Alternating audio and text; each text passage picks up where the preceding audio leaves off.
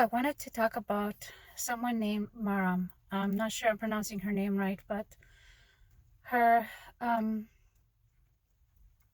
her story came on my feed on Instagram, where she's talking about her daughter Yumna, and she was 5 months old, and so she's talking about how she gave birth to her, or how it was when she was pregnant with her, and how she gave birth to her through cesarean, and how she gave her a wash, changed her into a beautiful dress, and didn't know that that day when she fed her milk and biscuits, it was going to be the day that she died. And so I thought that was a very sad story, and it's important to post these stories because they're trying to erase their humanity. So it's important to keep those stories, those specific stories, front and center in order for people to remember that these are all human beings. So I posted the story on my stories, and then yesterday, I believe, somebody private messaged me and said that Maram and her husband had they got word that 2 days ago they had also been killed. So I pray that they're in a better place, and I pray that they're reunited with their daughter. I think it's really sad. I think it's also disgusting that our world leaders keep insisting that they're going to stand with this disgusting government.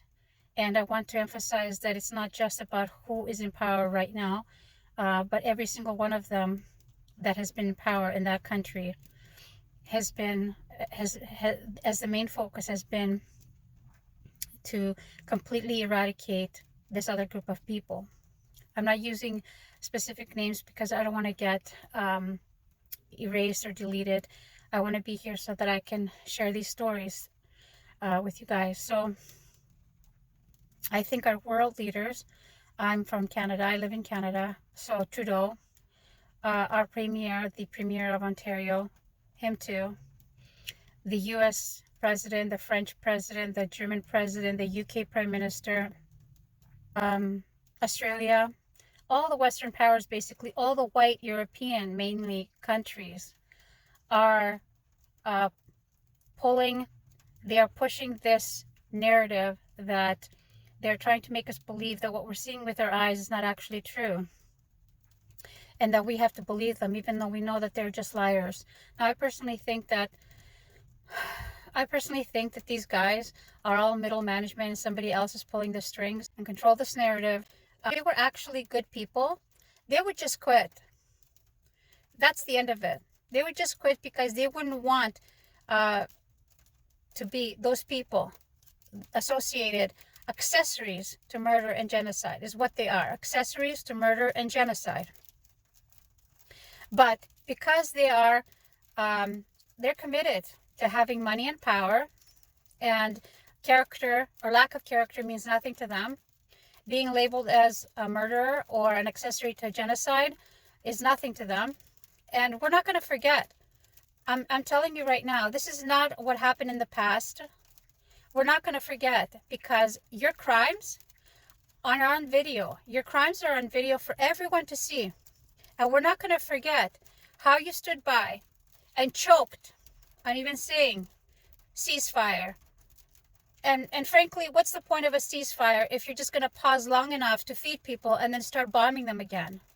And that's the difference between what these people are going through as opposed to what the other people are going through.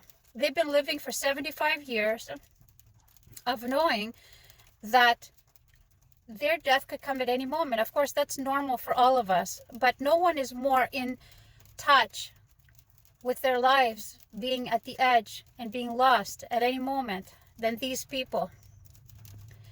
And anyone else that stands with this murderous genocidal state is an accessory to murder and accessory to genocide.